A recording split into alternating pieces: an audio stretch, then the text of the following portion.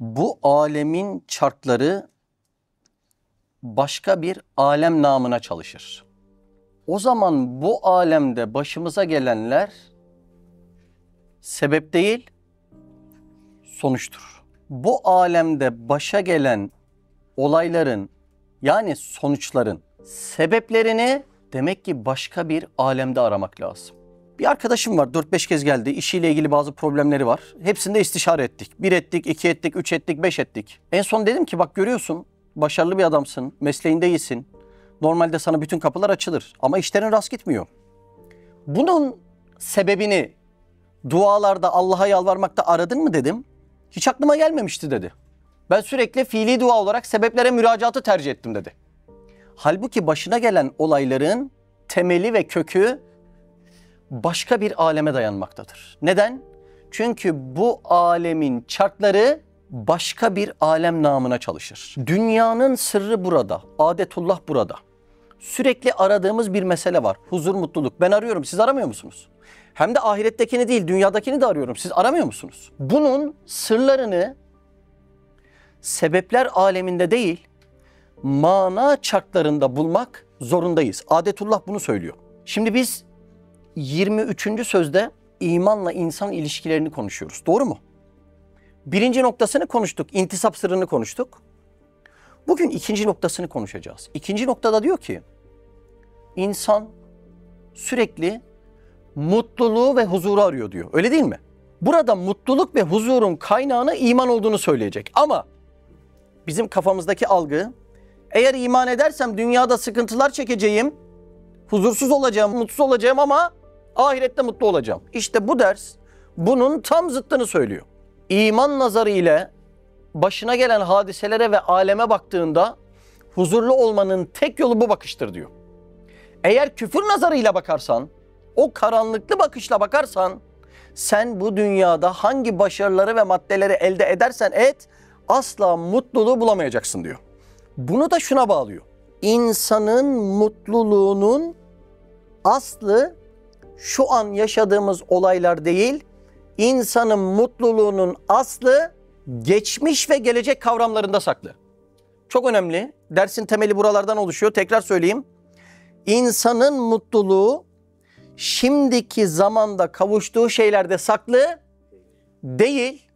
İnsan mutlu olabilmek için geçmişin elemler meselesini ve geleceğin kaygı endişeleri meselesini çözmek zorunda. Bunları çözmeden mutlu olamaz. Nasıl oluyor? Şöyle. Şimdi bizim günlük hayatta yaptığımız çok dar hareketler bilinç ile ortaya çıkıyor. Bizim aslında hayatımızın en önemli kararlarını verdiren hareket yeri buzdağının görünen kısmı olan bilinç değil, buzdağının görünmeyen kısmı olan bilinçaltı. Evlilik kararı, iş kararı, başımıza gelen çok önemli bir olayda verdiğimiz bir anlık refleks. Ben burada sabır mı göstereyim? Şu adamın şöyle dozer gibi üstünden mi geçeyim? Çok düşünerek mi karar veriyorsun? Bir anda ortaya çıkıyor. Nereden ortaya çıkıyor? Bilinçten mi? Bilinçaltından ortaya çıkıyor. Bizim hayatımızda yaptığımız hareketlerin çok azı bilinçli hareket oluyor. Hayatımızın asıl büyük kararlarını verdiren mekanizma bilinç değil, buzdağının görünmeyen yüzü olan bilinçaltı. Günlük düşüncelerin, kararların tamamı oradan yönetiliyor. Sinirlerimiz ile beynimize saniyede 11 milyon bit veri aktarılıyor. Yediğimiz tantuniyi bile lezzetli kılan o elektrik aktarımı değil mi? Çok ilginç değil mi? Saniyede 11 milyon bit veri aktarılıyor. Bunun bilince bakan kısmı 40 bit. Çok enteresan değil mi? 11 milyon bit veri aktarılırken saniyede bilince, yani şu an düşünüp şu an bir şey yapmaya karar verdim dediğim mekanizmaya bakan kısmı 40 bit. Şimdi insan içinden şunları söylüyor değil mi? Ya hep içimde bir boşluk var, tamamlayamadım gitti. Hayatım boyunca şunu yapmak istemiştim. Yıllardır hep içimde bir sıkıntı var, çözemedim gitti. Hadi yapabiliyorsan şimdiki bilincinle çözsene bunları. Çözülmüyor. Demek ki bunların çözüleceği yer şimdiki bilinç değil, Bilinçaltını yönetmek. İşte bizim bilinçaltımız neden bizi bu huzursuzluk ve darlıklara itiyor? Sebebi şu. Bizim bilinçaltımızda geçmişin elemleri ve geleceğin kaygıları dolu.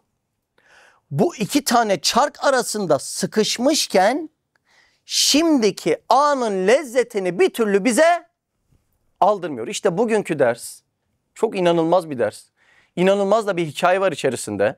Bu hikaye iman nuru ile güneş gibi geçmiş ve geleceği aydınlatacak. Ya da elindeki cılız el feneri ile, küfür ile daracık bir bakış açısı sunup senin dünyanı rezil edecek. Ahiret mi dedik?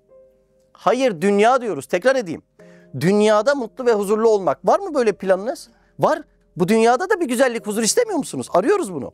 İşte burada bilinçaltı dediğimiz bizi sıkıştıran mekanizmanın asıl problemi geçmişin elemi, geleceğin kaygıları. Bunları bütün alemi aydınlatan sırlı bir elektrik düğmesine dokunur gibi aydınlatabilirsek bu dünyada da şöyle oh diye rahat bir nefes alabileceğiz. Eğer bilinçaltındaki bu meseleyi biz çözemezsek, elimizdeki cılız el feneriyle hadiselere bakmaya çalışırsak mutluluk ve huzuru asla yakalayamayacağız. Girişi izah edebildim mi? Konunun detayları bu 23. sözde 1. Mepas'ın 2. noktası diyoruz değil mi buraya? Burada saklı olan bir hikayecik var, inanılmaz bir mesele. İlerlerken anlatmaya devam edelim. Buyurun başlayalım. Bismihi Sübhanehu. 23. söz 1. mebhas 2. nokta. İman nasıl ki bir nurdur, insanı ışıklandırıyor, üstünde yazılan bütün mektubat-ı samedaniyeyi okutturuyor. Öyle de kainatı dahi ışıklandırıyor. İmanın hangi özelliğinden bahsetti? Nur dedi. Yani bunu böyle etrafın aydınlanması gibi düşünebilirsiniz. Şu ayrımı yapmamız lazım. Aydınlık ikidir. Bir, enfusi aydınlık. Yani benim iç alemimin aydınlanması. Yani latifelerin aydınlanması. Oldu mu? İki, afaki aydınlık. O da kainatın ve başa gelen hadiselerin aydınlanması. Anlaşılabildi mi acaba? İman nurdur dediği, yani nur ne yapar? Bir şeyleri aydınlatır. Peki nur neleri aydınlatır? İki şeyi aydınlatır. Bir, enfusi bir aydınlık sağlar. İç alemimde yani latifeleri aydınlatır. İki, afaki bir aydınlık sağlar. Yani kainatta başa gelen olayları aydınlatır. Sizce bugünkü ders içerinin aydınlanması mı? Kainatta başıma gelen olayların aydınlanması mı? Öyle de kainatı dahi ışıklandırıyor. Demek ki biz bugün kainatın iman ile nasıl aydınlandığını konuşacağız. Kainattan murat nedir? Başımıza gelen hadiseler. İnsanı en çıldırtan şey belirsizlik. Öyle mi? Allah Allah. Ya şu kadar dolarım vardı, acaba yarın ne olacak? Ya bir ticarete girdik ama 2 ay sonra acaba ne olacak? Ya bizim hanımın doğumu vardı, bebek de biraz problemli dediler. Acaba bebek ne olacak? Ya geçen doktor çağırdı, sen iyi değilsin dedi. Acaba sağlığım ne olacak? Ya başıma da biriyle bir alışverişten dolayı bir iş geldi. Acaba hapse girecek miyim? Ne olacak? O endişeleri taşıyan insanlara dikkat edin. Şu cümleyi duyarsınız. Ya gerek en kötü şey olsun ama artık olsun derler. Doğru mu? Yani o belirsizlik başa gelecek en kötü şeyden daha kötüdür. Demek ki insanı en çok bunalıma sokan hadise nedir? Belirsizlik meselesi. Ne olacak acaba? İleride çocuklarım ne olacak? Ya doktor anneme hasta dedi. Acaba annem ileride ne olacak? Ya filanca bir yerde de bir yatırım yaptım. Acaba o yatırımım ne olacak? Demek ki buradaki belirsizlik nedir? Karanlık. Oturuyor mu kafanızda? Konumuz karanlık aydınlık değil mi? Buradaki belirsizlik nedir? Karanlık meselesi. Şimdi bir insan karanlıkta nereye gittiğini göremediği için korkular içerisinde yürür. Doğru mu? Karanlıkta yürürken insan adımlarını sürekli tedirgin basar. Ne zamana kadar? Ta ki ışığı bulana kadar. Allah Allah. Hiç evde yürüdünüz mü karanlıkta? Adımlarınız nasıl oluyor? Yavaş. Tane tane, değil mi? Dikenli bahçede yürür gibi. Niye? Çünkü karanlıkta ayağın ipe takılsa yılan zannedersin. Çuval görsen adam zannedersin.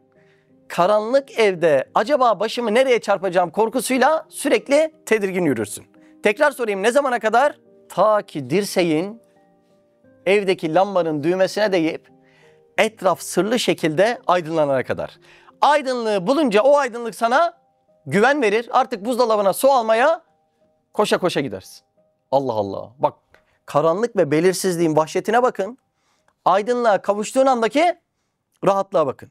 Nasıl ki maddi ışık ile eşya gözükür rahatlarsın. Az önce bunu yaşadık mı? Evdeydik, karanlıktaydık, tedirgindik. Nasıl ki maddi ışık ile eşya gözükür ve rahatlarsın. Aynen öyle de iman olan manevi ışıkla da esma gözükür ve rahatlarsın. Yani esma gözükür ne demek? Başıma gelen olayların zimamını kimin tuttuğunu görürüm ve bu şekilde rahatlarım. Anladınız mı? Geçmişte benim çok elemlerim vardı. İyi de onlar kimin elinden dönüyor? Gelecekte istikbale bakan benim çok korkularım vardı. İyi de bunlar kimin elinden dönüyor? Maddi ışık ile eşyaları gördüm, rahatladım. Aynen öyle de. Manevi ışık ile de esmayı gördüm. Yani başıma gelen olayların zimamı kimin elindeymiş onu gördüm ve rahatladım. Yani bütün olaylar anlamlanır. İnsan başına gelen olaylar kimin elinden dönüyor bunu bilmeden asla teslim olamaz. Olur musunuz? Yanınıza gece vakti bir araba yanaşsa içinden bir el uzanıp sizi çekse hemen teslim olur musunuz? Hayır. Tedirgin olur musunuz? Ne yapıyorsun? Kim bu adam dersin. Birden döndün arabanın camından bakıyorsun. Arabanın içinde rahmetli annem ve baban var. Ne yaparsın? Hemen arabanın içine gidersin. Allah Allah, az önce korkuyordun. Şimdi arabanın içine atladın. Ne değişti? Arabanın içinden kimin çektiğini gördün. Birisinde karanlık vardı. Eli gördüm ama kim bu işi yapıyor? Ben bunu göremedim. Ne yaptı beni? Tedirgin etti. Öbüründe iman nuruyla bir aydınlık geldi. Bir döndüm, rahmetli annem babam orada. Ne yaparsın?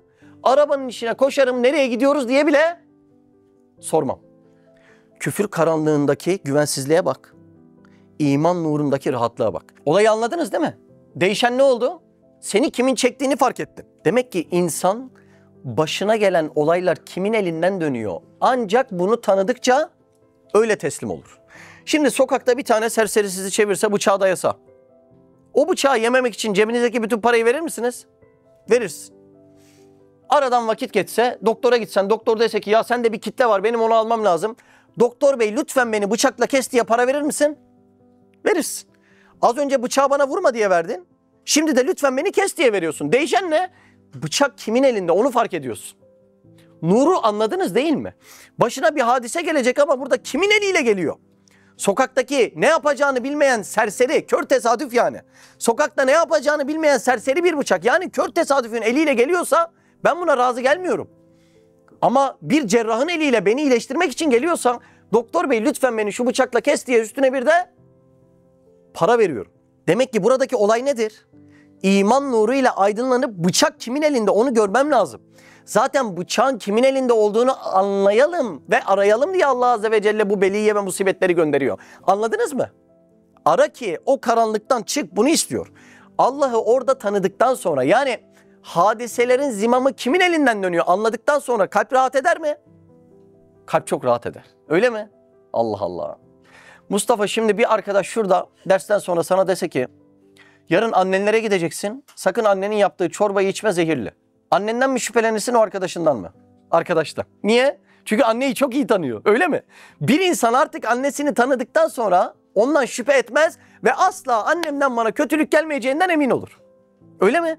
Şimdi Allah Azze ve Celle'yi o ölçüde tanısak, başımıza gelen bütün hadiselerin bizi rahmetiyle kuşatmış bir Allah'ın elinden geldiğini o ölçüde idrak etsek, kim inandırabilir Allah'ın bize zarar vermek için bu musibetlerin geldiğine? Kimse inandıramaz. Olayı tekrar örgüleyelim. Belirsizlik ve karanlıkta başına bir şeyler geliyor. Nereden geldi? Kim vurdu? Niye bunlar geldi? Bu küfür karanlığı adamı dünyada nefes aldırmaz. Ama etraf aydınlanırsa, başına gelen hadiseler kimin eliyle ve ne niyetle geldiğini anlarsan razı geliyor musun? Ondan sonra razı geliyorsun. İşte kainat karanlıkta kalınca kendisine en derin ilme vermiş insanlar dahi uğraştıkları ilimle o kör karanlığa hapsolmuşlar ve korkulara düçar olmuşlar. Kimi mikroskopla mikroplara bakmış, aylarca yemek yiyememiş. Ya bu mikroplar bana bir şey yaparsa? Kimi teleskopla semayı seyretmiş, aylarca evinden kaçıp başka yerlerde kalmak zorunda kalmış. Ya bu yıldızlar benim başıma dökülürse? Neyi bilememiş, neyi görememiş? Allahu nurus semavati vel ard. Allah semanın, yerin, arzın nurudur. Yani bunların tamamının zimamı Allah'ın elindedir. Olayı anlıyor musunuz? Karanlık demek, başıma gelen hadiseler nereden geliyor? Bunu göremiyorum. Aydınlık demek, iman nuru demek, bütün hadiselerin zimamının Allah'ın elinde olduğunu anlıyorum. Ahireti konuşmuyoruz. Neyi konuşuyoruz? Bu dünyanın huzurunu konuşuyoruz. İnansın inanmasın. Hasta olmayan var mı? İnansın inanmasın. Yakınını kaybetmeyen var mı? İnansın inanmasın. Başına bir musibet gelmeyen var mı? Yani inananların ticareti iyi gidiyor, inanmayanların kötü gidiyor ya da tam zıttı, böyle bir şey var mı? Ya herkesin ortak musibetler başına geliyor mu? Beliyeler geliyor mu? Geliyor. O zaman konuyu bence böyle teorik bakmak gerekiyor. Ya bütün musibetler başımıza geliyor. Bunlar kör tesadüfün işi de olamaz. Çok ayarlı, çok dengeli geliyor. Çok vaktinde geliyor musibetler. Demek ki benim rahatlayabilmek için bütün kainatı aydınlatıp acaba bu musibetler kimin elinden geliyor diye işin o kısmını bulmam gerekiyor. Yoksa rahat yok, yoksa huzur yok. İşte iman etrafı aydınlatıp insana bu güveni, bu huzuru veriyor. Bugün sigortalı işe giren adam bile güven duyuyor mu? Duyuyor. Allah Azze ve Celle o güveni vermez mi hiç? Sigortalı işte olan güveni Allah'a iman vermez olur mu hiç? Ya evet. Devam edelim mi? Buyurun. Zamanı mazi ve müstakbeli zulümattan kurtarıyor. Evet, şimdi aydınlığı konuştuk. Kainatın aydınlanmasını. O zaman neyi konuşacağız? Zulümatı konuşacağız. Aklın karanlıkta kalmasına dalalet denir. Kalbin karanlıkta kalmasına zulümat denir. Aklın karanlıkta kalmasına dalalet denilir. Kalbin karanlıkta kalmasına zulümat denilir. Şimdi az önce aydınlığı konuştuk. Şimdi de vakit geldi karanlığı konuşmaya. Benim burada zulümat diyorsa aklıma mı bakayım, kalbime mi bakayım? Benim kalbim karanlıkta kalıyor. Huzurum gidiyor benim. Az önce anlattım ya, bilinçaltımda sürekli sıkışıyorum. Of diyorum yani, şuralardan nasıl kurtulabilirim? Yemek yiyorum, gömlek alıyorum, bilmem nereyi geziyorum. Bir türlü içimdeki o endişeler, panikler, problemler çözülmüyor. Demek ki benim içimde ne var? Karanlık var. Kalbimde bir karanlık var. İşte ana konu buraya geliyor. Benim kalbimdeki karanlık neyin karanlığı biliyor musunuz? Geçmiş ve geleceğin karanlığı. Oturuyor mu? Zor mu gidiyor konu? Buradaki karanlık, geçmişin elemleri, geleceğin kaygıları.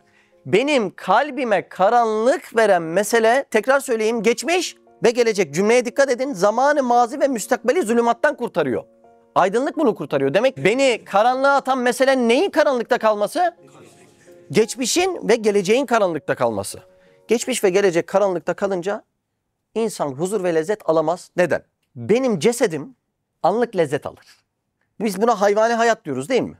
Mesela yanımda çay var, görüyorsunuz. Şu an lezzet alabiliyor muyum? Alamıyorum. Cesedimin çaydan lezzet alması için yanaştırmam lazım.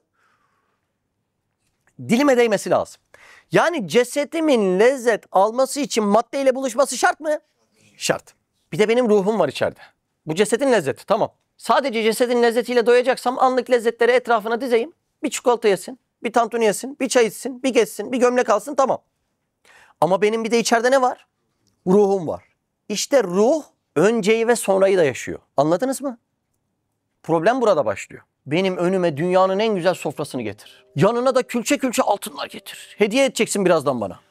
Şuraya da idam sehpasını kurmuşsun, 10 dakikaya da beni idam edeceksin. 10 dakika sonra başıma gelecek olay, o an yediğim sofranın lezzetini kaçırır. Denklemi anladınız mı?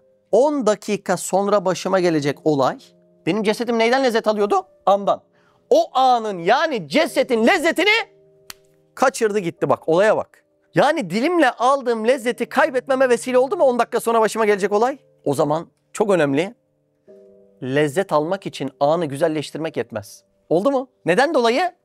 Ruhumdan dolayı. Sadece cesette kalsaydım problem var mı? Yok, anımı güzelleştir. Kurtarır mı? Kurtarır. Ceset andan lezzet alıyor. Ama ruh geçmiş ve geleceği de yaşıyor. Ruhumdaki en küçük problem, yani geçmişten bana gelen bir elem ya da 10 dakika 10 gün sonra başıma gelecek kötü bir olay. Ya 10 gün sonra bizim bir iş var, ortakla oturacağız. Çok kötü ayrılacak gibi gözüküyoruz. 10 gün ne yersen ye, ne oldu? Zehir oldu sana. Öyle mi? Ya bir çekimin ödemesi var 3 ay sonra. Bittim ya, bu olmazsa ev araba hepsi gidecek. Ne oldu 3 ay sana? Ama önüne en güzel yemeği koyayım. Olmuyor. Demek lezzet almak için anı güzelleştirmek yetmez. Geçmişi ve geleceği de güzelleştirmek zorundasın. Çok önemli bak. Çok önemli mesele. Anladınız mı bizim neden geçmiş ve geleceğin karanlığında hapis kaldığımızı? Neden burayı aydınlatmak zorundayız? Bilinçaltımızdaki asıl problem, karanlık kalan yer neden geçmiş ve gelecek? Anlaşıldı mı? İşte huzurumuz buradan gidiyor. Lezzetimiz buradan gidiyor. Ya geçmişten gelen elemler beni rehin almış, hapsetmiş. Verememişim onlara Allah'a, teslim olamamışım. Ya da gelecekte çok fazla istikbal endişem var. Bütün işler elimden dönecek gibi zannediyorum. Bir türlü huzurlu olamıyorum. Böyle olunca da anın lezzeti mahvoldu gitti. Şimdi bizim 5. katta akvaryum var, gördünüz mü? Balık var onun içinde. Bir de aksolot var. Balık böyle geliyor. Böyle geldiğinde geldiğini unutuyor. Sonra bir de böyle dönüyor. Döndüğünü unutuyor. Böyle geliyor, böyle dönüyor. Böyle. Yani balıkta geçmiş yok. Gelecek. O işte anı yaşayan balık olur. Yani balık gibi hayatımız olsa hiç problem yok. Ama balık kadar lezzet alamıyoruz şu hayattan. Çok ilginç değil mi? Bak bu hayattan bir serçe kadar, bir balık kadar lezzet alamıyorsam bence ben bu hayata lezzet almak için gönderilmemişim. Balıktaki huzur bende yok ya. Bizim aksolotlara bakıyorum. Çıkıyor sudan, hava çekiyor içine. Suyun altına dalıyor, böyle böyle yapıyor, oynuyor duruyor. Ya diyorum ne güzel, benim kafamda bin bir dert var, bir de şu aksolota bak. Hem biz besliyoruz hem bizden keyifli bak hele diyorum. Çok enteresan. Demek ki ben onun kadar lezzet alamıyorsam bu hayata lezzet için gönderilmedim. Benim lezzetime temel manada engel iki şey nedir? Geçmiş, gelecek. İşte bizim bu karanlığı aydınlatmamız lazım. Ya şimdiki yaşları bırak. 30'lara, 40'lara, 50'lere geliyorsun. Hareket kabiliyetin daralıyor ama sorumlulukların artıyor. Hayat tamamen zehir oluyor. Tamamen zehir oluyor. O cesareti de bulamıyorsun kendinde. Şöyle bir muazzam iş yapayım da kendimi Allah'a satayım. Onu da bulamıyorsun kendinde. Hayat sana rezil oluyor. 1. bölüm tamam mı? Dersimiz 5 bölümden oluşuyor. 1. bölümü bitirdim. 2. bölüme geçelim mi? Evet. Şimdi 2. bölüme geçiyoruz. Şu sırrı bir vakıada Bismillahirrahmanirrahim. Allahu veliyyüllezine amenu yuhricuhum minezzulumati ilen nur. Allah iman edenlerin dostu ve yardımcısıdır. Onları inkar karanlıklarından kurtarıp hidayet nuruna kavuşturur. Bakara suresi. Ya işte bütün hikayecik bu ayet üstüne, biliyor musunuz? Allahu veliyyüllezine amenu yuhricuhum minezzulumati ilen nur. Bak Allah Allah. Allahu veliyyüllezine amenu. Allah iman edenlerin velisi, dostu, yardımcısı. Yuhricuhum minezzulumati ilen nur. Onları karanlıktan çıkarıp aydınlığa kavuşturur. İşte hikayede bunu tek yapabilecek olanın Allah olduğunu söylüyor. Anladınız mı? Ya şöyle bir düşüneyim de ben bu karanlıklardan nasıl kurtulurum? Yani sen onun aklın yetmeyecek. Seni tek kurtaracak şey vahyin aydınlığı, yani Allah Azze ve Celle. Hangi karanlıktan? Geçmişin ve geleceğin karanlığından. Şimdi bir hikayeciye girecek Üstad Hazretleri. İnanılmaz derin bir hikaye bence.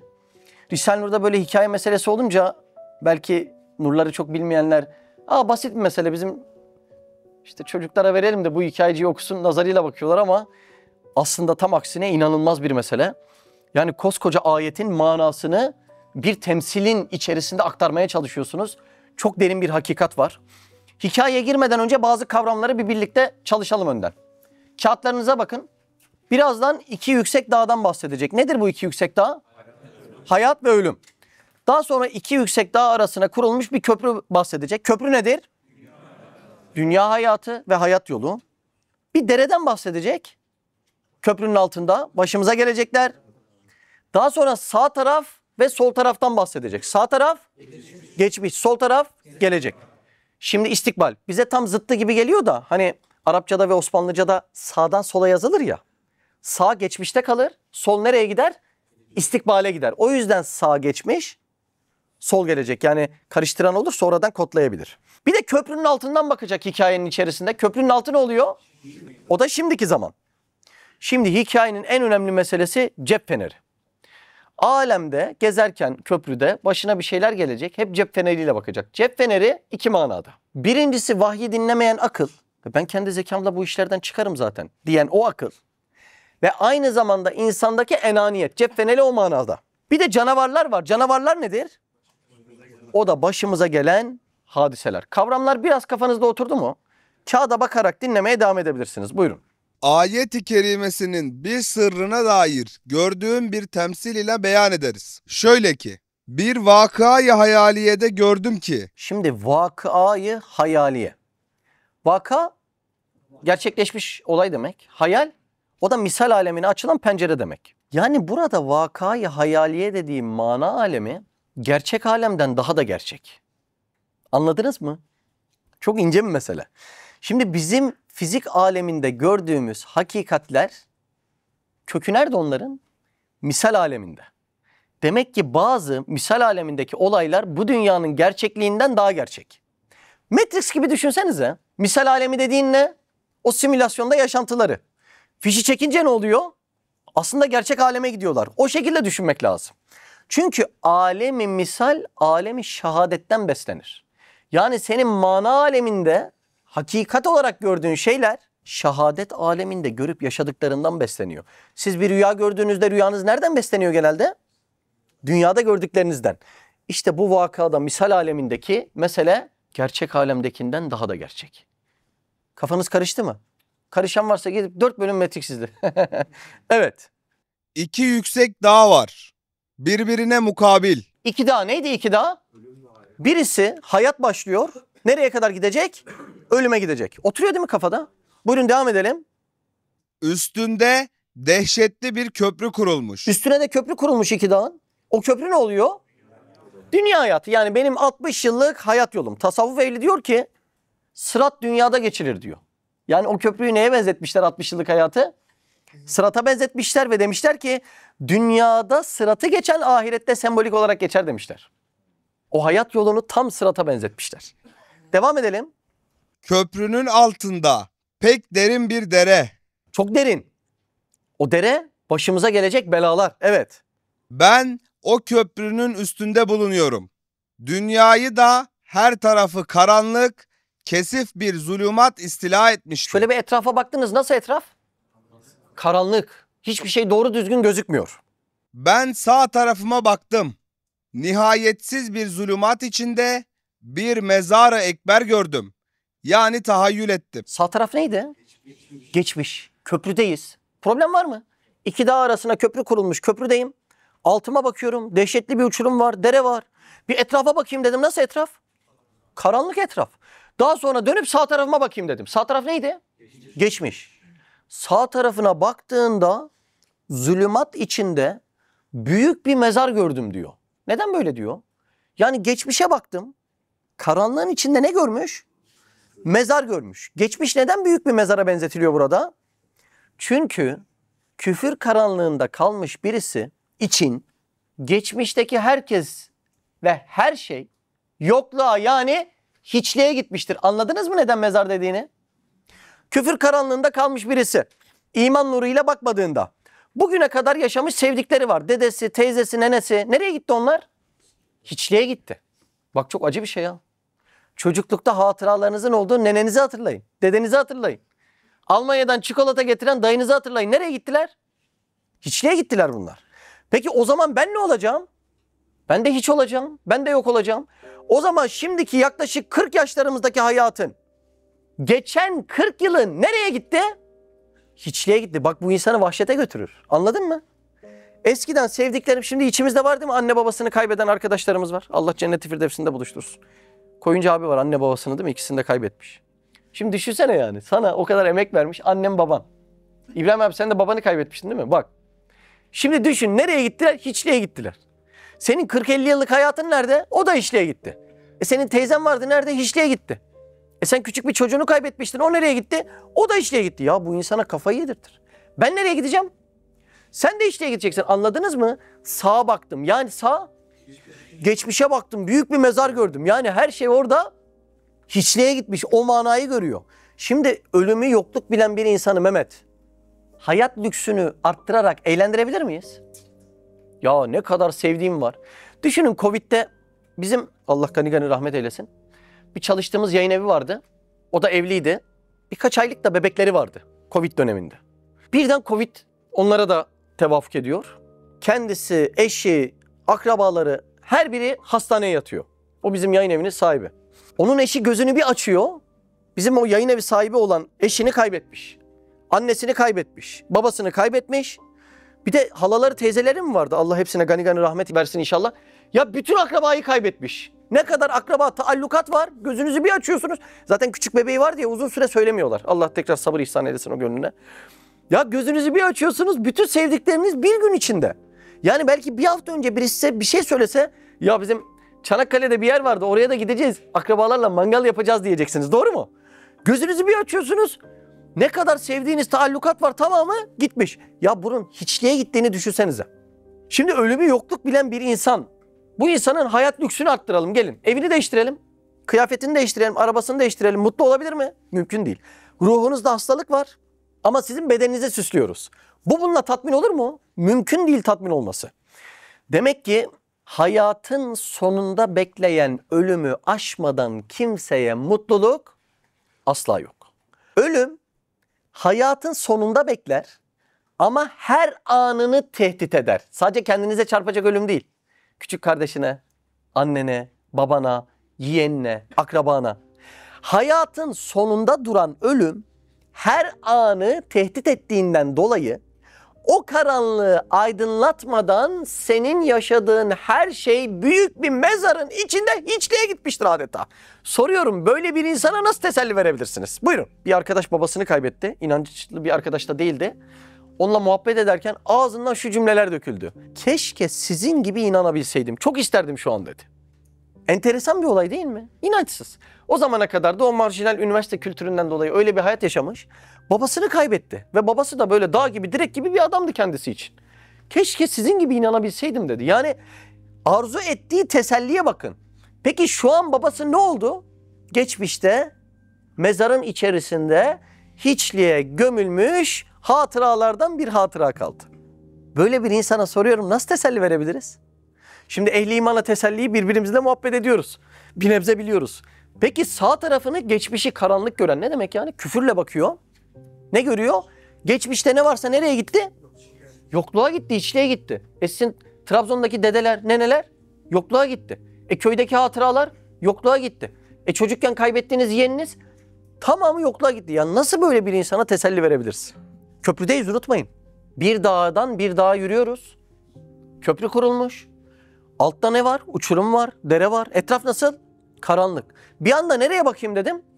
Sağ, yani geçmişe bir bakayım dedim. Aman Allah, kocaman bir mezarlık var. Neden kocaman bir mezarlık var? Geçmişte neyin varsa hiçliğe gitmiş. Allah aşkına böyle bir insana teselli verin.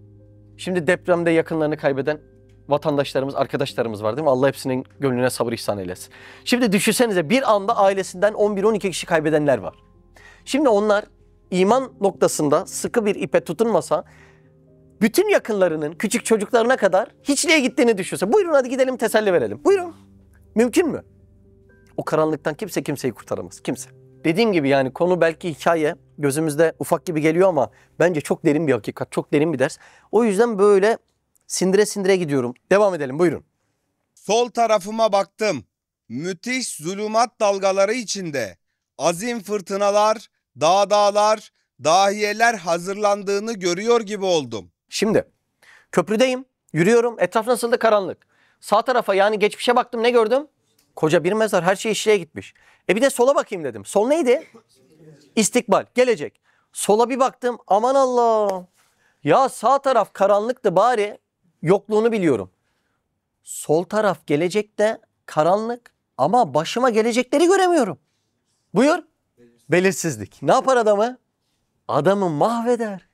Ya bir baktım sol tarafa, seni bekleyen hadiseleri bilmiyorsun. Organize edeni bilmiyorsun. Başına gelecek her şey meçhul. Ya bir insan bu stresten nasıl kurtulur? Mümkün değil. Acaba ihtiyarladığımda başıma ne gelecek? Bak şimdi. Hasta olacak mıyım? Ne çeşit bir hasta olacağım? Bir anda felç olacak mıyım? Bir anda kanser çıkacak mı? Bir anda fakir kalacak mıyım? Acaba ilk hangi yakınımı kaybedeceğim? Acaba çocuklarımın başına ne gelecek? Bak endişelere bak. Endişelenmiyor musunuz çocuklarınız için? Ve final ne biliyor musunuz? Final ölüm. Bu hafta Adana'da Kadirli'de bir arkadaşımızın evine hırsız giriyor. Annesi evde. Hırsız da kasten uyandırıyor. Elinde de bıçak var. Anneye bir ufak arbede yaşanıyor.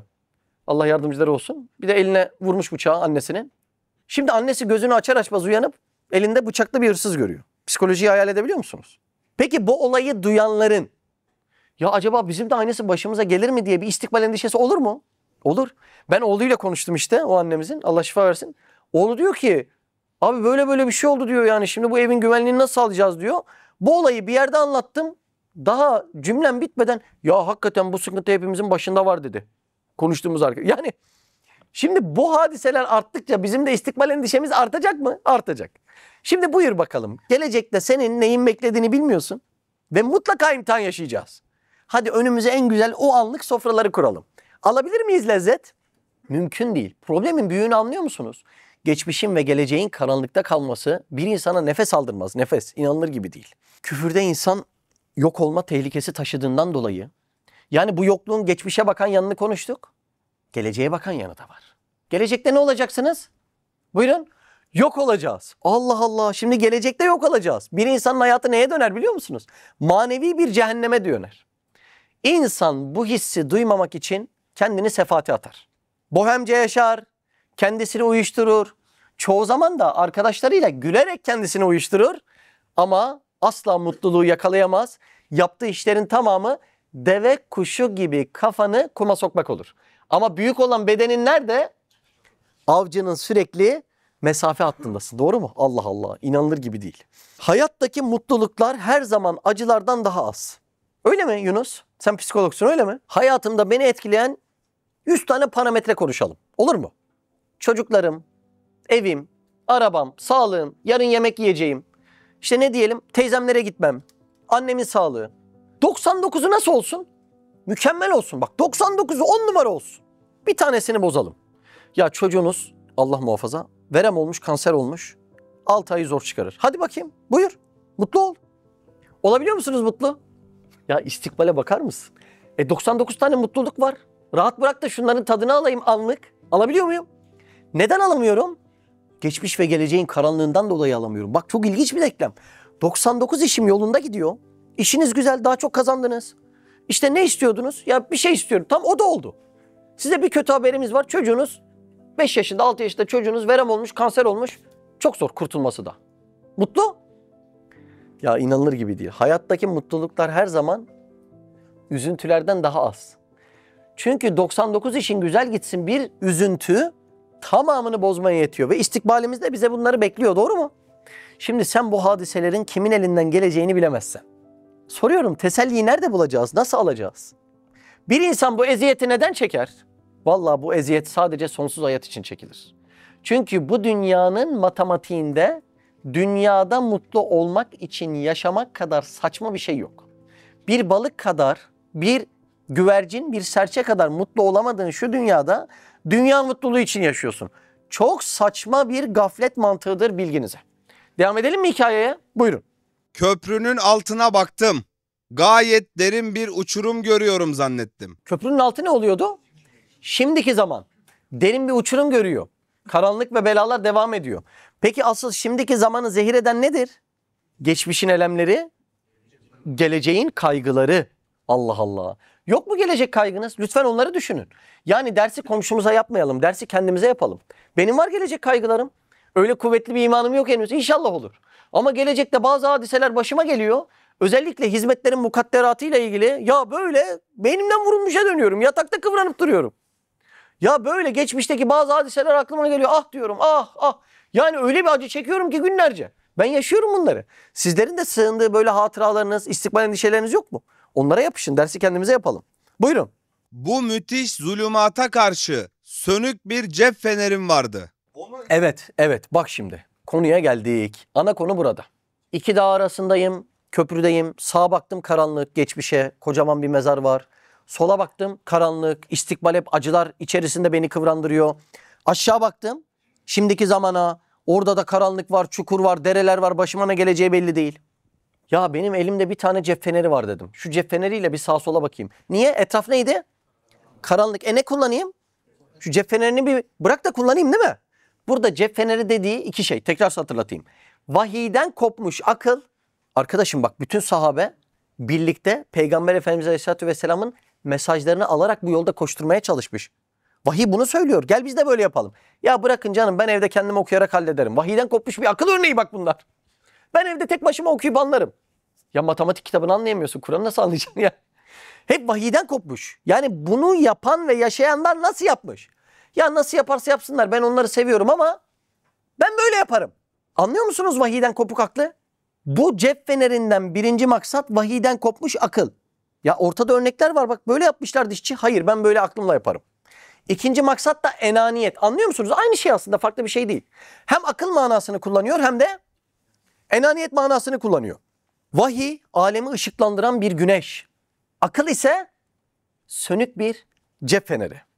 Güneşin yanında cep feneri nasıl bir şey ifade etmezse, vahyin yanında da senin sönük aklın hiçbir şey ifade etmez.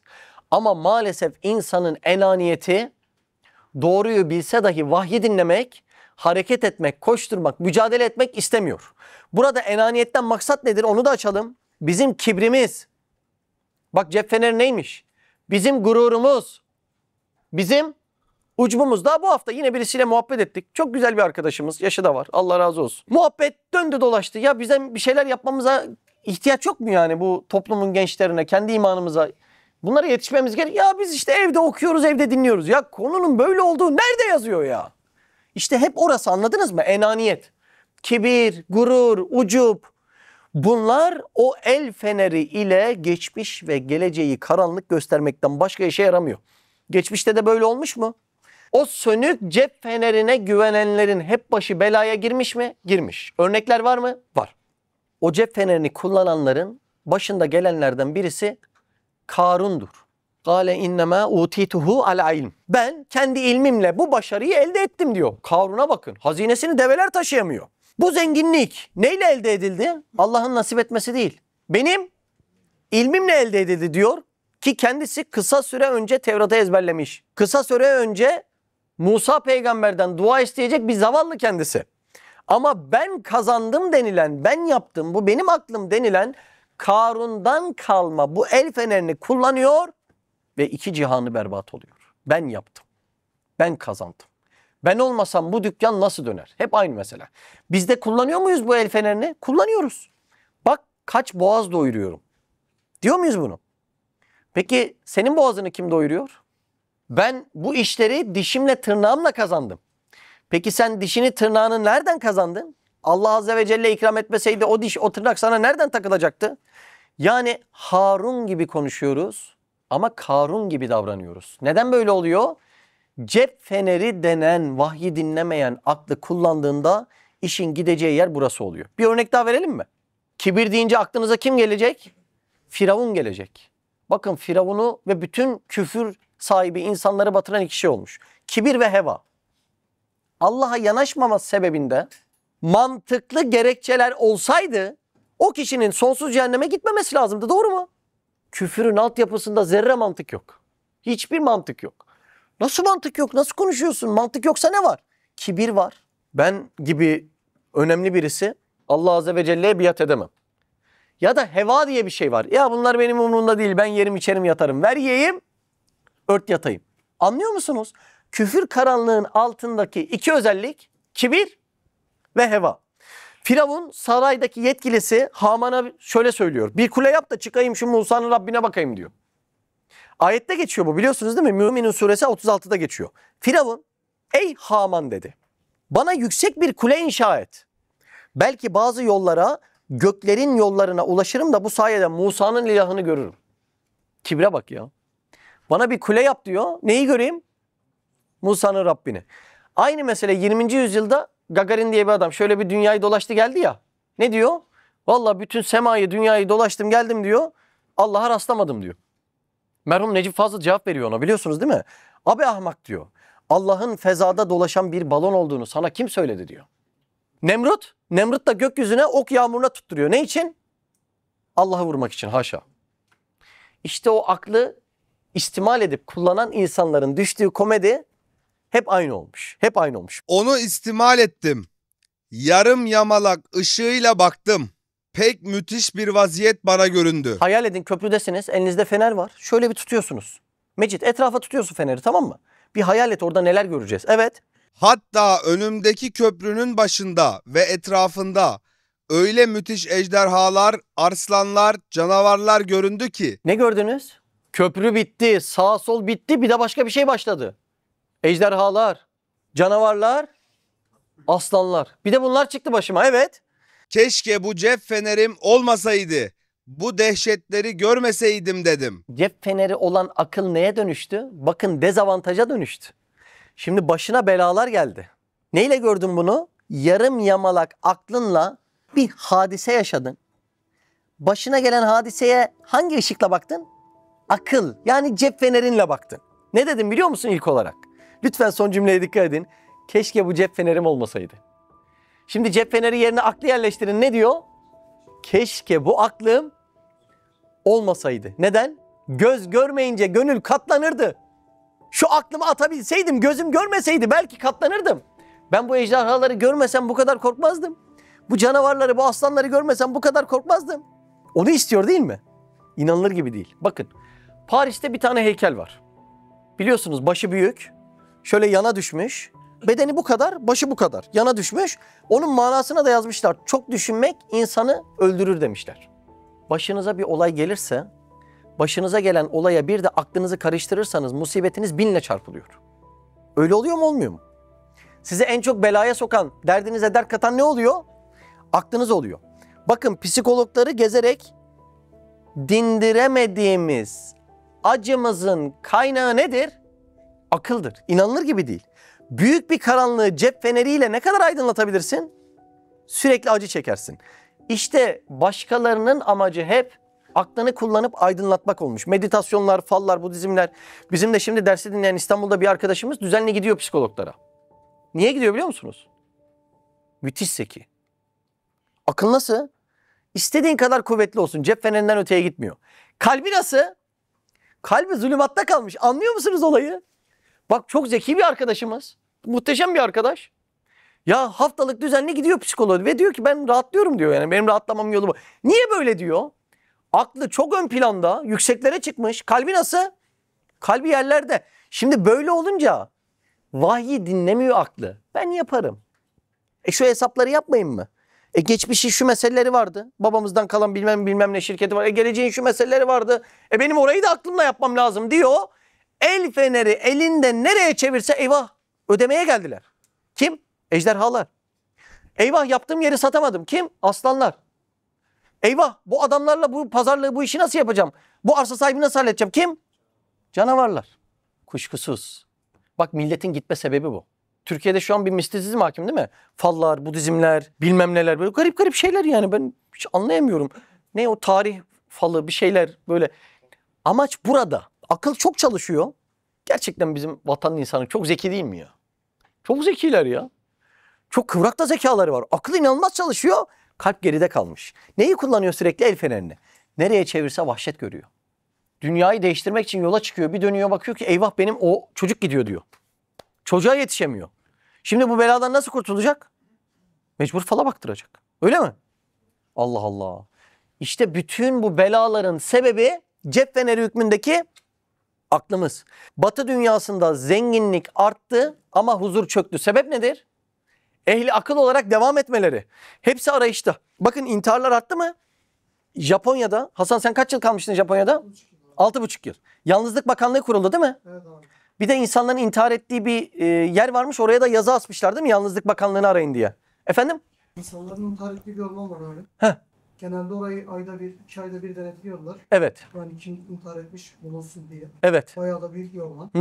O şekilde abi. Yazı da asmışlar herhalde oraya. Bizi arayın, intihar etmeyin, önce konuşalım gibi. Çünkü İngiltere ve Japonya'da Yalnızlık Bakanlığı kurdular. Bir de abi dünyanın en çok intihar vakalarının yaşandığı. Değil mi? En çok. Ekonomi nasıl peki Japonya'da? Çok yüksek. Ya inanılmaz bir mesele. Yani insanlar maddedir, maddeyle biz onları hallederiz zannettiler. Çözemiyorlar. En çok intiharın olduğu yer. İyilik bilimi diye dersler birçok ülkede okutuyorlar, biliyor musunuz? Neden? Kimse kimsenin yüzüne bakıp acımıyor artık. Anadolu irfanı dediğimiz irfan gerçekten bu topraklara az. Çok az yerlerde var. Covid sonrası herkes ölüme çare arıyor. Neden? Şimdi akılla sen bunlara çare bulamazsın vahyi dinlemeden. Mümkün değil. Şu an insanlık Mekke dönemindeki karanlığı yaşıyor. Mekke döneminde bir avuç iman eden haricindeki bütün insanlığın ortak özelliği nedir biliyor musunuz? Bakın, üstadın diliyle söyleyeyim. Bu asrın acip hassasındandır ki elması elmas bildiği halde camı ona tercih eder. Çok enteresan. Mekke döneminde insanlığın ahlakı neymiş? Elması elmas bildiği halde camı ona tercih eder. Tam bu asra bakıyor mu? Bakıyor. Biraz üzücü olacak ama gelin dayılarımıza, annelerimize, babalarımıza, teyzelerimize gidelim. Elması elmas biliyorlar mı? Biliyorlar. Allah, Allah Allah. Peygamber, canımız feda. Ahiret, tabii ki ahiret var. Sahabe, sahabenin yoluna kurban olayım. Elması elmas biliyorlar. Hadi gel gidelim de bir şeyler yapalım ya. Sahabe gibi olalım dediğinde beni evden, işten çıkaramazsın diyorlar. Elması elmas bildiği halde camı tercih ediyorlar. Şu an insanlık bu evrede. Mekke dönemindeyiz. Peki ne zaman Medine dönemine geçeceğiz? İmanı anlayınca, ahiret saadetini yakalayınca, dünyanın geçici olduğunu anladığımızda bu huzuru sadece o zaman bulacağız. Yani ehli akıl olmaktan kurtulup vahyi dinlediğimizde. 4. bölüme geçelim mi? Cep feneri başımıza bela oldu. O zaman ondan ne yapmamız lazım? Kurtulmamız lazım. Buyurun 4. bölüme geçelim. O feneri hangi tarafa çevirdim ise öyle dehşetler aldım. Öyle oldu değil mi? Ejderhalar, canavarlar, evet. Eyvah, şu fener başıma beladır dedim. Ondan kızdım, o cep fenerini yere çarptım, kırdım. Cümledeki şiddeti yakaladınız mı? Kızdım, çarptım, kırdım. Bir şiddet var değil mi? Evet. Güya onun kırılması, dünyayı ışıklandıran büyük elektrik lambasının düğmesine dokunduğum gibi birden o zulümat boşandı. Allah Allah. Karanlık gitti. Her taraf o lambanın nuru ile doldu. Her şeyin hakikatini gösterdi. Cümleyi tekrar hatırlatayım. Cep fenerini köşeye usulca bıraktım demiyor. Enaniyetten kurtulmanın yolunu anlatıyor. Kıracaksın. Yılların geçiyor. Çözemediğin olaylar var içerisinde. Problem yaşıyorsun. Arkadaşınla dertleşiyorsun. Arkadaşlarınla meşveret ediyorsun. Ve anlıyorsun ki artık mesela problem enaniyetmiş. Mesela İrfan'ın problemi varmış, enaniyetmiş. Usulca bıraktım değil de kırdım. Civan mertliğini göstermek ne kadar zor değil mi? Mesela bizim Ülkücan. Bir problemi var. İçinde karanlık kalmış.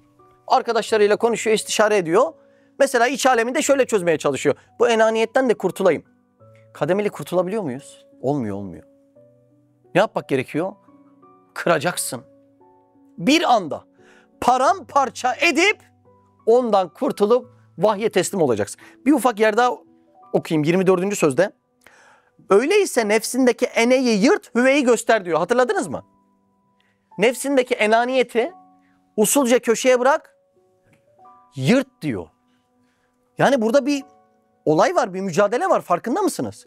İki güreşçi birbirini bir anda devirip nakavt eder değil mi? Bak bu hadise var. Kırdım diyor, yırt diyor, parçaladım, yere çarptım diyor. Enaniyetle baş etmenin yolu budur. Kimi işte aklını çok kullanıyor, ediyor. Ya şununla bir yere gideyim diyor. Psikologdan kurtulamıyor. Kimi sürekli kibrini, enaniyetini dinlemiyor. O da başını dikeltemiyor. Buradaki tek çözüm yolu cep fenerini kıracaksın. Kırmıyor musun? O ejderhalarla, canavarlarla, aslanlarla hiçbirimiz baş edebilecek güçte değiliz. Şu an Üstad Hazretlerinin anlattığı mesele cep fenerini kırdım, parçaladım, attım. İnsanlığın geleceği son noktayı işaret ediyor biliyor musunuz? İnsan ruhunu kendi aklıyla onarmaya çalışıyor. Öyle yapmıyor muyuz? Buyurun. Öyle yapıyoruz. Ama enaniyetiyle kendisine anlam yüklemesine rağmen bunu başaramayacak. İnsanı ne çıldırtacak biliyor musunuz? Söyler misiniz? Aklı. İnsanı çıldırtacak olan şey yılan gibi kendi içerisinde dolaşan aklı insanı çıldırtacak. Ve en son diyecek ki bu akıl beni hasta etti. Vahyi dinlemedim, çıkış yollarını kendimde aradım. Bu hastalıklı akıl beni bu hale getirdi diyecek. Çıldıracak en son, insanlığın geleceği son nokta. Ve o aklı alacak, kıracak ve kendini vahye atacak. Aklını artık vahyi anlamak için kullanacak. Anladınız mı? Cep fenerini kırmak ne demekmiş? Biz düşünmeyelim mi demek? Aklını dersleri anlamak için. Görüyor musun? Günlük okuduklarını program yapmak için. Marifetullah ufkunda yükselmek için. Kur'an eczanesinin bu asra bakan reçetelerini anlayabilmek için. Acaba Allah benden ne istiyor? Sahabe bu hayatı neden yaşamış? Efendimiz Aleyhisselatü Vesselam o ayak izlerinde bana hangi mesajları bırakmış? Geceni, gündüzünü, rüyanı bunun için kullanacaksın. Kullanmıyor musun? Ya bu bilgiler güzel tabii ama çok ihtiyacım olduğunu düşünmüyorum. Biz mantıklı, akıllı insanlarız. Düşünüp bir çıkar yol buluruz. Hadi bul bakalım. İnsanlığın geleceği son nokta bu. Son nokta. Eğer buraya kadar kişi gelmiyorsa kendini mutlaka uyuşturuyordur.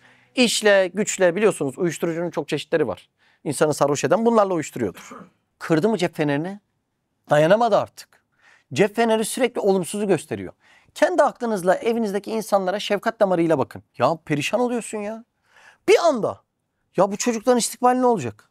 Yaşlı anneni babanı ziyarete gidiyorsun. Vahyi dinlemiyorsun. Vahyi dinlesen cennetin güzellikleri önünde. Vahyi dinlemiyorsun. Neyi dinliyorsun? Aklını dinliyorsun. Bir bakıyorsun. Ya bu garibanlar yarın bir gün ölünce ben ne yapacağım? Hayda. Hastaneye gidiyorsun. Ufak bir kontrolün var. Oradaki hastaları görüyorsun. Vahyi dinlemiyorsun. Halbuki vahyi dinlesen 25 tane hastalar risalesi dersi okuduk mu okumadık mı? Okuduk. Vahiy onları anlatıyor. Ama aklını kullanıyorsun. Yarın bir gün el ayağa düşsem ne olacak? Hayda. Hadi çık bakalım bunların içinden. Biraz maddi hayatın kötü gidiyor. Hepimizde olmuyor mu? Bir çıkıyorsun. Satışın, ticaretin iyi gidiyor. Bazen de tıkanıyor 6-8 ay. Ne oluyor? Elinde böyle kalıyor bu sefer. Bir de iniyorsun. Şimdi hadi aklınla bir çıkmaya çalış bakayım. Hadi. Öyle olmuyor mu Mustafa? Bir şov yapıyorsun, bir yere gidiyorsun. Öyle olmuyor mu? Ticaret yani. Ya bu akıl bizi rezil eder, rezil. Rezil eder. Demek ki aklı vahyi anlamak için kullandığımızda sırlı bir elektrik düğmesine dokunurmuşçasına bütün zulümat boşanacak ve bütün kainattaki geçmiş elemleriyle gelecek korkuları aydınlanacak ve ben tamamını bir göreceğim, huzuru kalbe erişeceğim. Nasıl? Buyur devam edelim. Şu an her yer aydınlandı, kırdık feneri. Baktım ki o gördüğüm köprü gayet muntazam yerde, ova içinde bir caddedir. Köprüde korkutan neydi? Uçurum. Köprüde aşağı baktım uçurum değil mi? Şimdi ne diyor biliyor musun etraf aydınlanınca? Meğer köprü yokmuş, ben yoldaymış. Ya şu inceliğe bakar mısın? El feneriyle baktım ne gördüm ben yürüdüğüm yere? Uçurum gibi bir köprü değil mi? Altımda sürekli belalar, musibetler.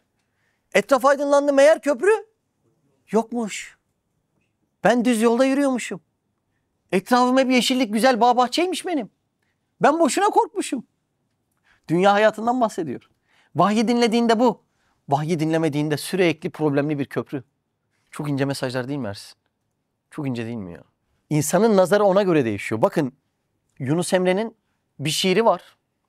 Bir bizim nazarımıza bakın, bir de Yunus Emre'nin nazarına bakın. Sırat kıldan incedir, kılıçtan keskincedir. Varıp onun üstüne evler yapasım gelir. Nasıl yani? Biz korkuyoruz, çok ince diyoruz ona. Sen ev yapayım diyorsun. Nazar farkını görüyor musun? İman nuruyla baktığında nasıl alem değişiyor? Altında gayya vardır. İçi nar ile pürdür. Varü ben ol gölgede biraz yatasım gelir. Nasıl yani? Hani ateşler vardı içinde, sen gölgesinde yatayım diyorsun. Biz nasıl bakıyoruz, sen nasıl bakıyorsun? Mükemmel anlatmış mı anlatmamış bir şiirinde? Meseleyi çözmüş insanların cümlelerine bakın Allah aşkına ya. Ama onların cümleleri hiç bizim kalbimize benzemiyor. Demek ki hala aklın en aniyetinde cep fenerinde geziyoruz. Bir kurtulabilsek. Buyurun. Ve sağ tarafımda gördüğüm Mezar-ı Ekber baştan başa güzel yeşil bahçelerle nurani insanların taht-ı riyasetinde Başkanlığında ibadet ve hizmet ve sohbet ve zikir meclisleri olduğunu fark ettim. sahneydi. Geçmiş. Karanlıktayken nasıl görüyordum? Mezar, her şey hiçliğe gitti. Şimdi baktım, geçmişteki insanlar hiçliğe gitmemiş. Onlar devam ediyormuş. O zaman ben de meçhule gitmeyeceğim. İnanılır gibi değil mi? Şu kurtuluşa bak. O arkadaşı tekrar hatırlatayım. Babasının mezarında, başında. Dedi ki keşke sizin gibi inanıp teselli bulabilseydim dedi. İnanılmaz bir mesele. İnsan ölmüş bir yakını, akrabasını hiçliğe göndermez. Hatta ve hatta onunla görüşebilir mi? Görüşür. Nerede? Buyur. Misal aleminde, rüyada görmüyor musunuz? Kaybettiğiniz atanızı, dedenizi, annenizi, babanızı görmüyor musunuz rüyalarda? Allah Allah. İnsan misal aleminde ya sureten temessül eder, görüşür ya da yakazaten görüşür. Bizim bir tane arkadaşımız var Yozgatlı. Babasını kaybetti. Geçen de annesini kaybetti. Allah rahmet eylesin. Cenazesine gittik Yozgat'a. Anne baba ikisi de ehli hizmet. Ölene kadar Allah Allah diye koşturmuşlar. Neyi var neyi yok Allah yolunda kullanmışlar. Annesi bile hastaneye düşmeden 1-2 gün önce 90 talebeye yemek yapıyormuş. O yaşlı haliyle. Bak düşünebiliyor musun? Yozgat'a gittik cenazesine. Ya böyle Allah Allah farklı oluyor insan. Şimdi kabre koyuyorlar ama bir kapıdan geçer gibi başka bir aleme gidiyor. Yani o an artık o yanlış anlaşılmasın, o et parçası annesi değil artık. Annesi başka aleme gitti mi? Çünkü annesi olan onun ruhu. O et parçası onun kıyafetiydi. Yani kabristana koyduğumuz, gardıroba koyduğumuz, değil mi? Toprak altı gardırobuna koyduğumuz et parçası onun annesi değil artık. Allah Allah. Ama şimdi çok mübarek insanlar ya. Ya böyle gittik cenazeye ama bir acayip olduk yani. Ya şunlara bak yani. Ölene kadar karı koca Allah Allah diye koşturdular gittiler. Şimdi de ücretlerini almaya gidiyorlar. Hani hüsnü zan ile yorum yapıyoruz. Yoksa haşa biz kimsenin akıbetini bilemeyiz. Ama hüsnü zan. Şimdi aradan günler geçmiş, o vefat eden Nuran teyzemiz bir arkadaşın rüyasına girmiş. Dedim ya hani vefat edenlerle görüşebilir miyiz? Nerede? Misal aleminde, rüyada. Arkadaşın rüyasına girmiş. Demiş ki evladım demiş. Makam, mal, mülk, kabiliyet, bunların hepsi yalan. Hiçbiri hizmet etmiyor demiş. Hizmet etmek için sadece insana ihlas ve samimiyet lazımmış demiş. Sadece. Makam, mal, mülk hepsi yalanmış. Hiçbiri hizmet etmiyormuş demiş. Sonra devam etmiş. Risale-i Nur'da okuduğumuz bütün hakikatleri şimdi kabirde biz bizzat müşahede ediyoruz biliyor musun demiş. Ben kabri düşününce heyecanlanıyorum. Yanlış anlaşılmazsa biraz malumat altyapımız var ya.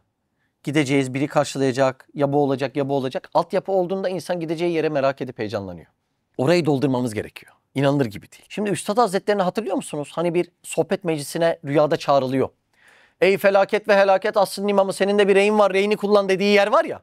Sözlerde Lemaat'ta orayla ilgili bir cümle geçiyor. Diyor ki ben de birden uyandım, belki yakaza ile yeni yattım.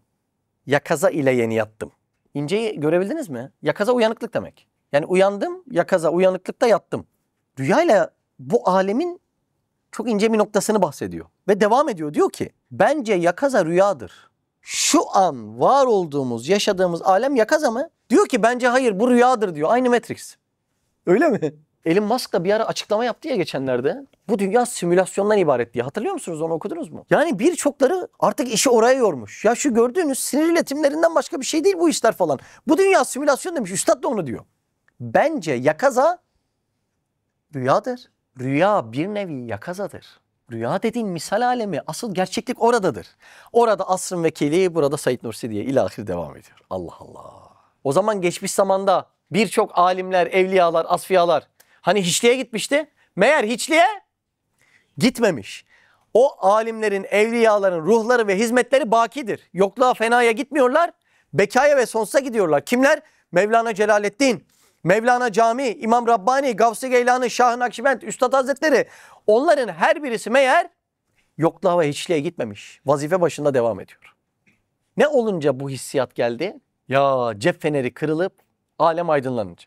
Ben çok böyle hayal ederdim. Üniversite zamanımda otobüse bindiğimde sanki hani insan yan koltuğuma böyle bir gün işte Hazreti Ebubekir oturmuş, beni teselli ediyor. Bir gün Hazreti Ömer, bir gün Hazreti Ali, bir gün Hazreti Osman ilahir. Yani o an kalbimin de alemimde kimler varsa hani insan o motivasyona girmeye çalışıyor ya, onun gibi tefekkür düşünebilirsiniz. Çok hayal ettim namaz kılarken, özellikle evde gece yalnız kıldığımda. Önümde onların cemaati var. Az önce ismini saydığım, Allah hepsinden ebeden ve daima razı olsun. Onların cemaatleri var da ben de onları uyup taklit etmeye çalışıyorum. Ya şimdi onlar yokluğa hiçliğe gitse ben böyle bir tefekkürü nasıl edebilirim ya? Allah Allah. Peki onları tefekkürümde çağırdığım alem hangi alem? Misal aleminden çağırıyorum. Çok ince meseleler değil mi? Demek ki bu noktada çok derinleşip kalben ileri gitmiş birisi dese ki yahu geçen gün resmen Bedir'i yaşıyordum dese, öyle samimi birinin o dediğine ben inanırım. Çok ince mesele ya. Bir de ufak bir son cümleyi etti. İbadet ve hizmet ve sohbet ve zikir meclisleri olduğunu fark ettim diyor ya.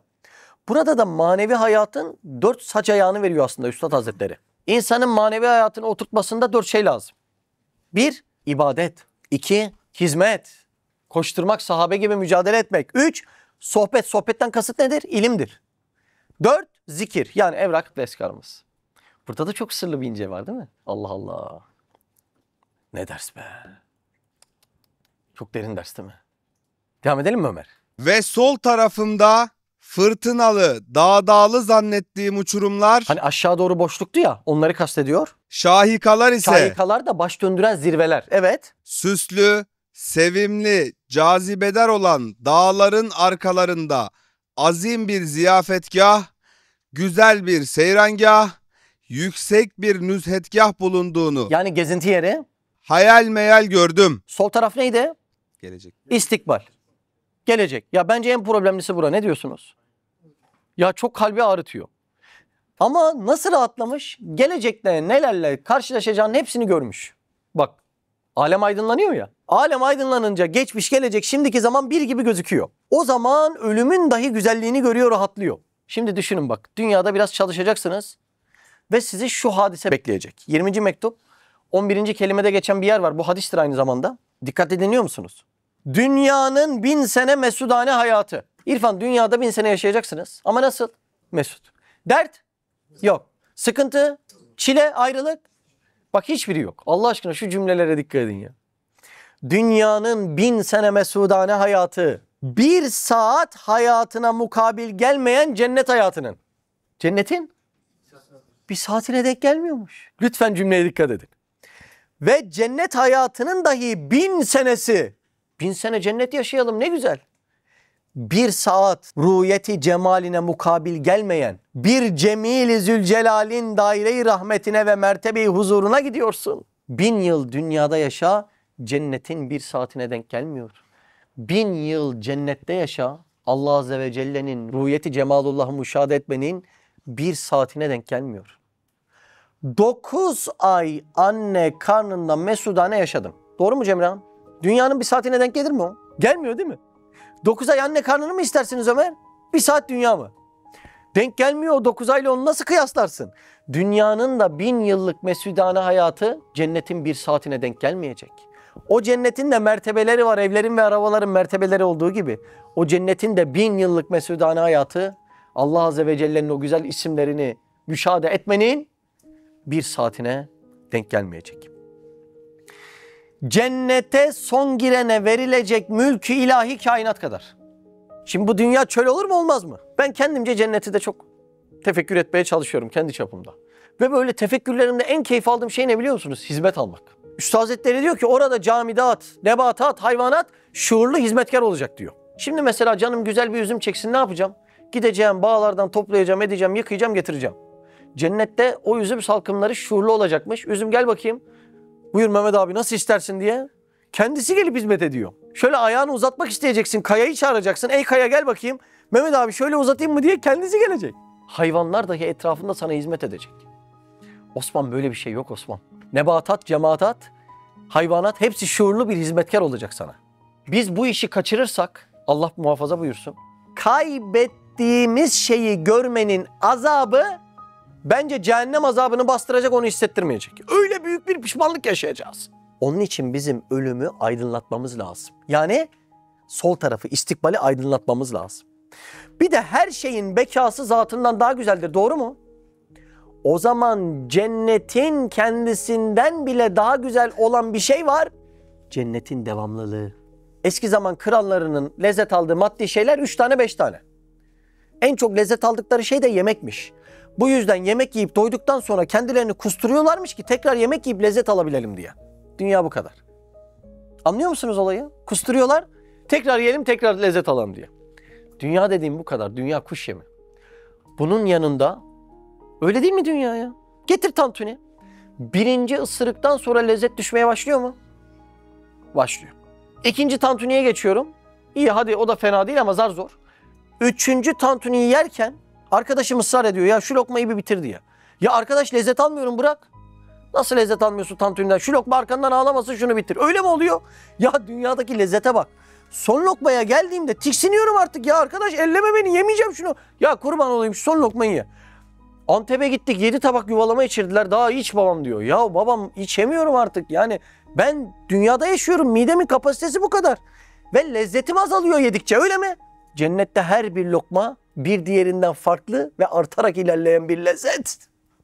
Kerizlik ederiz. Allah muhafaza buyursun. Geçici dünyaya ömrünü sat. Konu cennet olduğunda bütün sermaye buz gibi eridi, verecek bir şeyim yok da. En büyük sermayen kabiliyetlerin. Ramazan kolisi yollayıp işten sıyrılmayın. Kabiliyetlerinizi Allah'a satacaksınız. Kabiliyetini satmayana huzur yok. Mümkün değil. İnanılır gibi değil.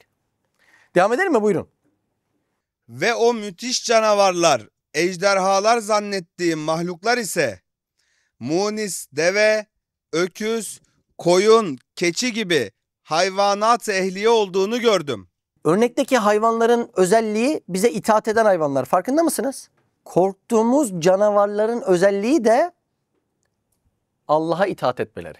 Allah'ın nuruyla etraf aydınlandığında bunların zimamı kimin elinde?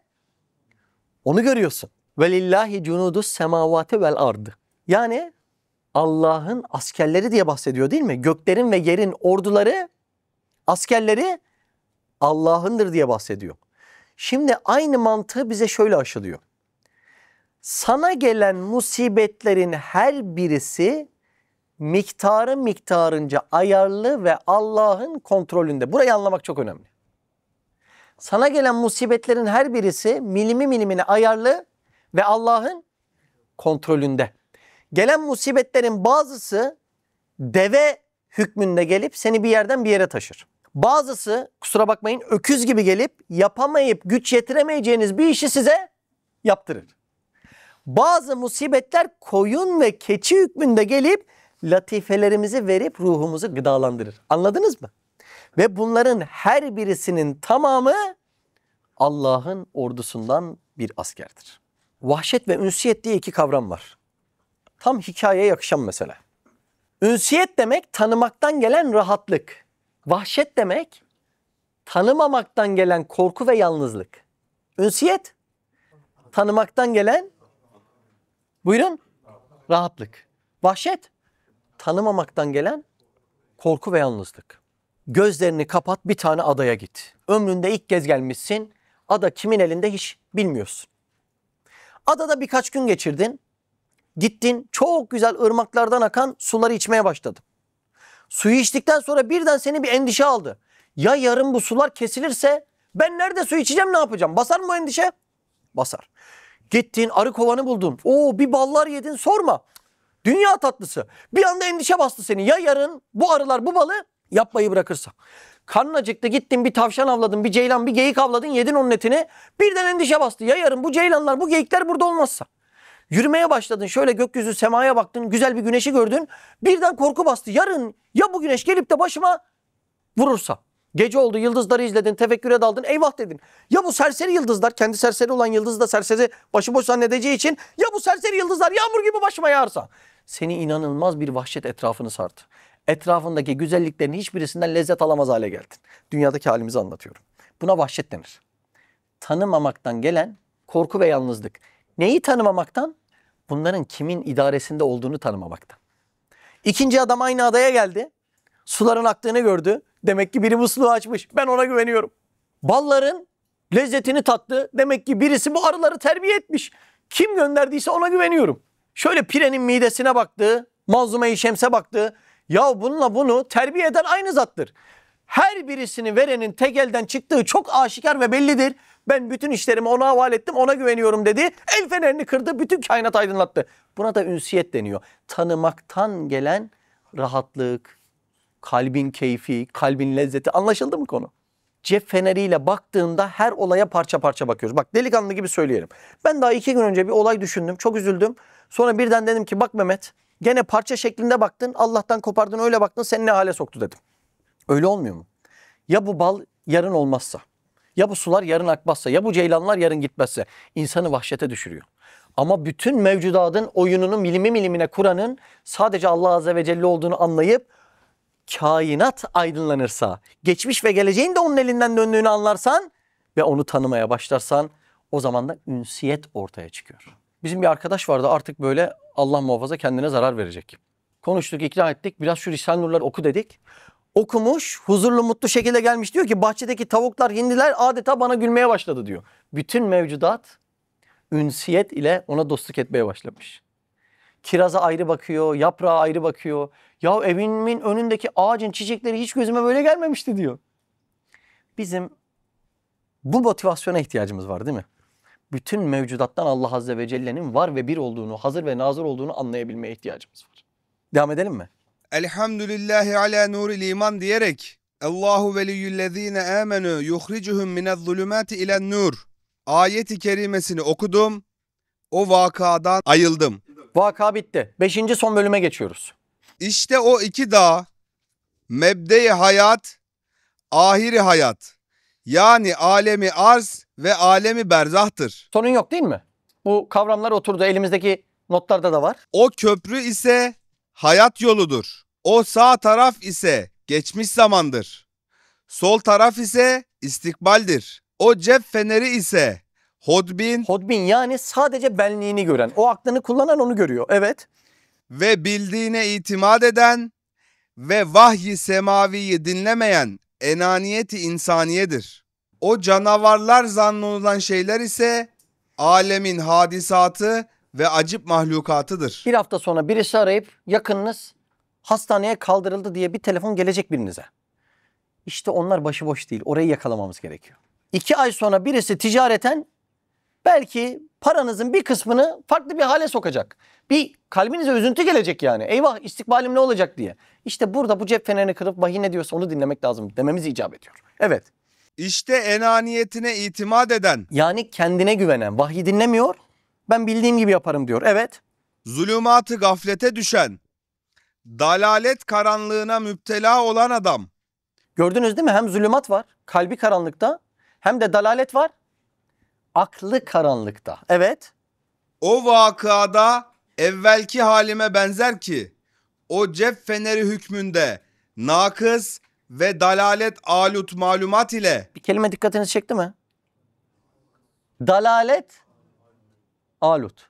Acayip bir mesele. Kişide bilgi var. Ahirete bakan, siyere bakan, sahabeye bakan, iman meselelerine bakan. Ama küfür ile karışmış. Hadiseyi görüyor, bir ölçüde yorumluyor ama hadisenin kimin elinden ne hikmetle çıktığını yorumlayamıyor. Anladınız mı meseleyi? Belki de bize en çok anlatan bu. Bilgi var, malumat var, altyapı var. Hadiseyi de bir ölçüde yorumluyoruz ama kimin elinden ne maksatla çıktığını yorumlayamıyor. Aa bu ejderha değil deveymiş. Aa bu beni bir yere götürmek içinmiş. Aa bu takatimin yetmediği işi bana yaptıran kusura bakmayın öküzmüş. Burayı diyemiyoruz. Problemimiz burada. Bence bu cümle çok bize bakan bir cümle. Buyurun. Hani bir yerde adam diyor ya, ahirete iman ediyorum. Allah'a güveniyorum ama her şey ahirete kalsın istemiyorum. O yüzden bu işe girdim diyor mesela. Tabii gibi. Onun gibi değil mi? Delalet karışmış yani. Evet, evet, evet. zamanı maziyi bir mezar-ı ekber suretinde ve adem alut bir zulümat içinde görüyor. İstikbali gayet fırtınalı ve tesadüfe bağlı bir vahşetgah gösterir. Hem her birisi bir hakimi rahimin birer memuru musahharı olan hadisat ve mevcudatı muzır birer canavar hükmünde bildirir. İnkar edenlerin dostu ise tağutlarıdır. Onları iman nurundan mahrum bırakıp inkar karanlıklarına sürükler. Hükmüne mazhar eder. Eğer hidayeti ilahiye yetişse, iman kalbine girse, nefsin firavuniyeti kırılsa... Beyler burada nefsin firavuniyeti kırılsa sebep gibi gözüküyor. Sebep değil. Sonuç bu. İman kalbine girerse nefsin firavuniyeti kırılacak. Bence çok önemli bir denklem. Ona dikkat edersek iyi olur. Çünkü asıl problemimiz orada. Nefsin firavuniyeti var mı? Üf! Nefsin 2 büyük özelliği. Firavun gibi teferrun eder, kibirlenir. Nemrut gibi temerrüt eder, sürekli inat eder. Ya arkadaş yapsana şu hakikati, şu ahireyi yok yapamam. Onu yapamam der. Şimdi Necmettin Kübra gibi büyük zatlar demişler ki Firavundan maksat nefistir demişler. Şunu demek istiyorlar. Sizler Firavun gibi konuşup suçu ona atmayın. İçinizdeki Firavun'la konuşun diyorlar. Yok mu içimizde Firavun? Mahvedecek bu bizi ya. Dışarıda kimse bize bunun verdiği zararı veremez. Bu içimizdeki Firavun bizi cehennemin dibine götürmek istiyor. Bunun kadar zararlı hiçbir şey yok alemde. O yüzden onu ya tamam ben de bu firavuniyeti terk edeyim. Ya böyle olmuyor. Şart cümlesini iyi anlarsak iyi olur. İman kalbine girse nefsin firavuniyeti kırılsa ondan sonra kırılacak. Buyurun. Kitabullah'ı dinlese, o vakıada ikinci halime benzeyecek. O vakit birden kainat bir gündüz rengini alır, nuru ilahi ile dolar. Alem, Allahu nuru semavat vel ard. Allah göklerin ve yerin nurudur ayetini okur. Kaç çeşit nur var? Allahu nurus semavati vel ard. Kaç çeşit nur var? Allah göklerin ve yerin nuru. Kaç çeşit nur var? Burada 4 çeşit var. Birincisi okumaya başlayalım. Vücut nuru. Yani Allah Azze ve Celle'nin yaratıp var etmesi değil mi vücut nuru? Vücut nurdur, adem zulümattır diyor Üstad Hazretleri. Bütün mevcudatta her şeyde okunur mu vücut nuru? Yaprakta, taşta, karıncada, saçta. Hepsinde okunur çünkü hepsini var edip yaratmış. İkincisi hayat nuru. Sadece canlılarda gözükür. Kısmen bitkilerde, hayvanda, cinde, inste. Üçüncüsü akıl nuru. Sadece insanlarda gözükür. O zaman 4 nedir? O da hidayet nuru, sadece ehli imanda gözükür. Demek ayetten bir mana buymuş. Ya değil mi? 4 çeşit nurmuş. Devam edelim mi? O vakit zamanı mazi bir mezarı ekbel değil, belki her bir asrı bir nebinin veya evliyanın taht-ı riyasetinde vazife-i ubudiyeti ifa eden ervah-ı safiye cemaatlerinin vazife-i hayatlarını bitirmekle Allahu Ekber diyerek makamat-ı aliyeye uçmalarını ve mustakbel tarafa geçmelerini kalp gözü ile görür. Allah Allah. Evet. Sol tarafına bakar ki Sol neydi? İstikbal. Evet. dağlar misal bazı inkılabat-ı berzahiye ve uhreviye, arkalarında cennetin bağlarındaki saadet saraylarında kurulmuş bir ziyafet-i rahmaniyeyi o nuru iman ile uzaktan uzağa fark eder. Bir inkılabatla fark ediyor değil mi bunu? Sürekli bir değişim oluyor. Nasıl yani? İnsan çok inkılabat geçiriyor. Ve bununla uzaktan uzağa cenneti fark ediyor. Bu inkılapları okusak önce ruhlar aleminde yaratılıyor. Daha sonra anne karnında değil mi? Nutfe, alaka, mudga. Daha sonra dünyaya geliyor. Bebek, çocuk, genç, yaşlı. Daha sonra kabre gidiyor değil mi? Berzah alemine. Daha sonra haşir, diriltilip tekrar toplanıyor. Daha sonra vakfede bekletiliyor. Daha sonra mizanda defterler açılıyor. Daha sonra Sırat Köprüsü'nü geçiyor. Sonra cennet ya da cehennem. İşte istikbalin aslı burasıymış. Dikkat etmemiz yer burasıymış. Geçici hadiseler değil, kalıcı hayat yolculuğumuz. Evet. Ve fırtına ve zelzele, taun gibi hadiseleri birer musahhar memur bilir. Etraf aydınlanınca başıboş gözüken hadiseleri memur biliyor mu? Biliyor. Ben taun deyince en çok Covid dönemindeki virüs aklıma geliyor. Dünyadakileri toplasam bir avuç etmeyecek bir virüs 2,5 yıl hepimizi evimize hapsetti. Ve çok ilginçtir. Ben de yaşadım. Aynı arabadasın. Ona bulaştı, sana bulaşmıyor. Başkası anlatıyor. Aynı arabadayız. Ona bulaştı, öldü. Allah rahmet eylesin. Bana bulaşmadı bile diyor. Şimdi sen bunu nasıl yorumlayacaksın? Yani aynı virüs ona bulaşıp buna niye bulaşmıyor? Belli ki. Değil mi? Bir emir altında hareket ediyor. Öyle mi? Çok net değil mi? Çok net. Şimdi her yer aydınlansa, kişi bunu bilse kalbi rahat eder mi, etmez mi? Bak kolay demiyorum. İnanılmaz altyapı lazım. Ne altyapısı? İman altyapısı lazım. Ben de buna uğraşıyorum. Keşke o iman altyapım olsa diyorum. Hem dünyada manevi cenneti hem de sonsuzlukta maddi cenneti yaşayabilsem diye. Ben de ona uğraşıyorum.